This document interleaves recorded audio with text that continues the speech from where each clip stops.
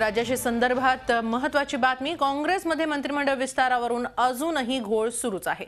मुख्यमंत्री सोनियांच्या ग्रीन सिग्नलची प्रतीक्षा आहे। मुख्यमंत्र्यांना ग्रीन सिग्नलची प्रतीक्षा आहे सोनियांकडून। दरम्यान सोनिया गांधींची भेट न घेता मुख्यमंत्री राज्यात परतले। दिल्लीमध्ये नव्या नावांबाबत अजूनही खल सुरू आहे। आजचा शपथविधी पुढे ढकलला जाण्याची त्यामुळे शक्यता आहे। सोनियांशी मुख्यमंत्री पृथ्वीराज चव्हाण आणि प्रदेशाध्यक्ष माणिकराव ठाकरे यांनी नावांबाबत चर्चा केली। त्यामुळे आज संध्याकाळी 4 वाजता होणारा शपथविधी पुढे ढकलला जाण्याची शक्यता आहे। उद्या सकाळी हा विस्तार होण्याची शक्यता आहे। नेमकं दिल्लीमध्ये काय घडलं आपण जाणून घेऊया आमच्या प्रतिनिधी रश्मी पुराणिक यांच्याकडून। रश्मी, मुख्यमंत्री सोनिया गांधी यांची भेट न घेताच मुंबईकडे रवाना झालेले आहेत। काय नेमकं आज दिवसभरात घडलेलं आहे दिल्लीमध्ये? हिमानी, खरं तर जेव्हापासून मुख्यमंत्री दिल्लीत आले गेले 2 दिवस फक्त मॅरेथॉन बैठका सुरू होत्या। मोहन प्रकाश असतील, माणिकराव ठाकरे असतील, सीएम असतील यांच्या वॉरूम मध्ये अनेक बैठका झाल्या। परवा आपल्याला माहिती असेल की जी बैठक झाली 11 ते 11:40 ही 40 मिनिटाची बैठक झाली होती 10 जनपदवर। त्यानंतर जी बातमी मिळाली होती की सोनिया गांधी यांनी ग्रीन सिग्नल दिला होता। विधान परिषदेच्या 6 जागा असतील, महामंडळांच्या ज्या नियुक्त्या असतील आणि कॅबिनेट एक्सपान्शन ज्या 3 जागा रिक्त होत्या त्या भरण्यासाठी परवानगी दिली होती अशी आपल्याला माहिती मिळाली होती। परंतु गेले 2 दिवस फक्त ह्या नावांची चर्चा होती। काल ज्या बैठका झाल्या त्यामध्ये फक्त सीएम हे अहमद पटेल यांनाच भेटून आले होते, परंतु त्यांची सोनिया गांधींची भेट होऊ शकली नव्हती।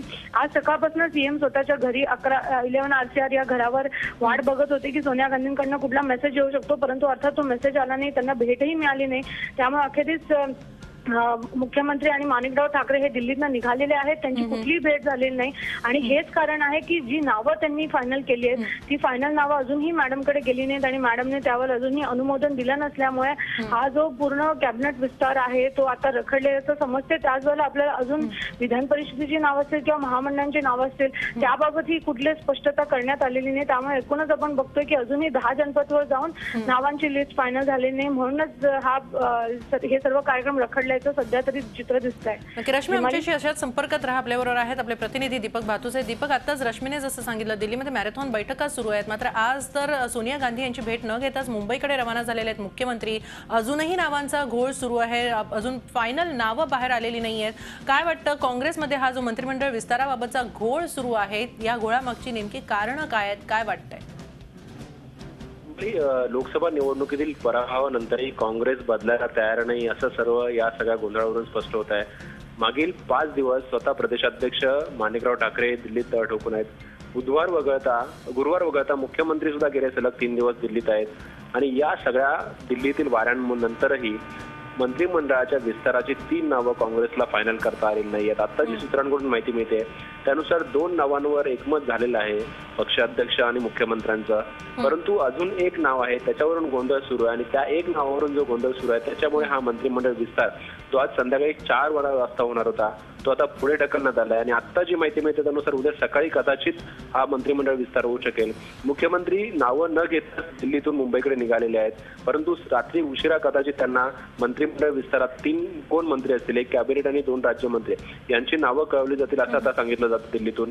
त्याच्यामुळे या सगळ्या गोंधळात काँग्रेसने जो घोळ घातलेला आहे त्याच्यामुळे एक पक्षाचीच नाचक्की होताना दिसते की साधं पराभवानंतर काँग्रेसने कुठलाही धडा न घेता 3 मंत्रिमंडळातील मंत्र्यांची नावं फायनल करण्यासाठी काँग्रेसला एवढा वेळ लागतोय आणि एवढा गोंधळ घालावा लागतोय आणि याच्यामुळे कुठेतरी काँग्रेसच्या नेत्यांमध्ये कार्यकर्त्यांमध्ये आता नाराजी वाढू लागले।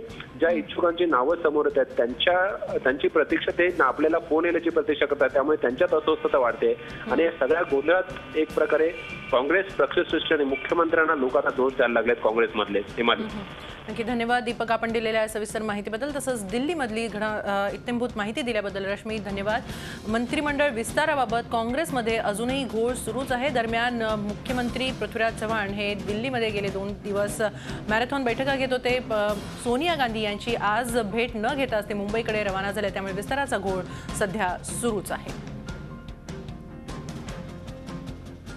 एकीकडे मंत्रिमंडळ विस्तार लांबणीवर पडलेला असताना इच्छुकांची धाकधूक वाढली आहे, त्यातच अनिश्चिततेचीही भर पडतीये। मंत्रिमंडळात कुणाची वर्णी लागणार याबाबत राजकीय वर्तुळातला सस्पेन्स वाढत चाललाय।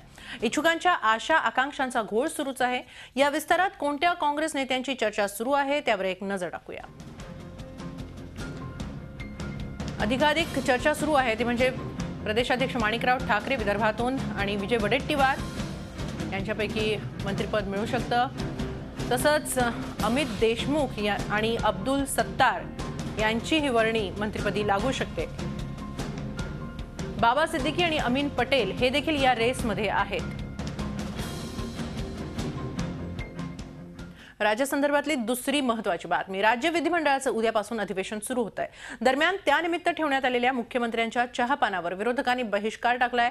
विरोधी पक्षांच्या बैठकीत हा निर्णय घेण्यात आलाय। एकनाथ खडसे, विनोद तावडे, बाळा नांदगावकर, नितीन देसाई यांच्या उपस्थितीत ही बैठक पार पडली। जनतेनं नाकारलेलं सरकार असल्याची टीका यावेळी विरोधकांनी केली। सत्ताधारी आघाडी सरकारला घेरण्यासाठी विरोधकांनी कंबर कसली आहे। दलितांवर सवर्णांकडून होणारे अत्याचार, सहकारी बँकांची डबघाईला आलेली स्थिती, राज्य सहकारी शिखर बँकांतला घोटाळा यावरून विरोधक सत्ताधाऱ्यांना, विशेषतः उपमुख्यमंत्री आणि राष्ट्रवादीच्या मंत्र्यांना धारेवर धरतील असं चित्र आहे। काँग्रेस आणि राष्ट्रवादीचे नेते विरोधकांना कसं उत्तर देतात हे पाहणं औत्सुक्याचं ठरणार आहे या अधिवेशनादरम्यान।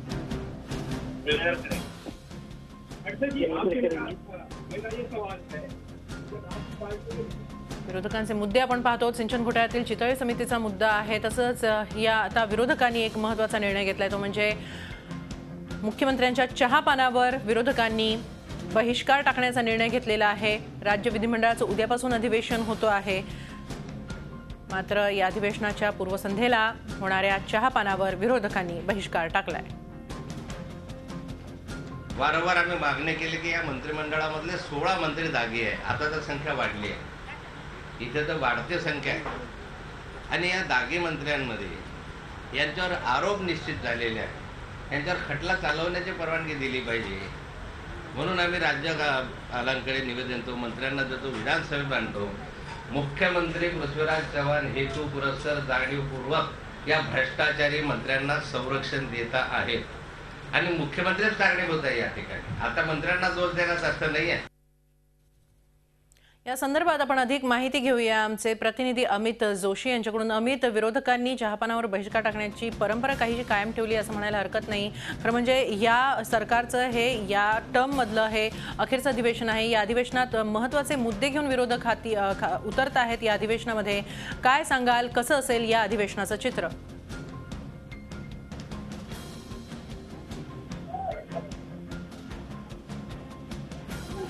अमित, या अधिवेशनात अगदी जोरदार मुद्दे घेऊन आपण उतरत आहोत असं म्हटलेलं आहे विरोधकांनी, मात्र नेमकं कसं असेल या अधिवेशनातलं चित्र, काय वाटतंय?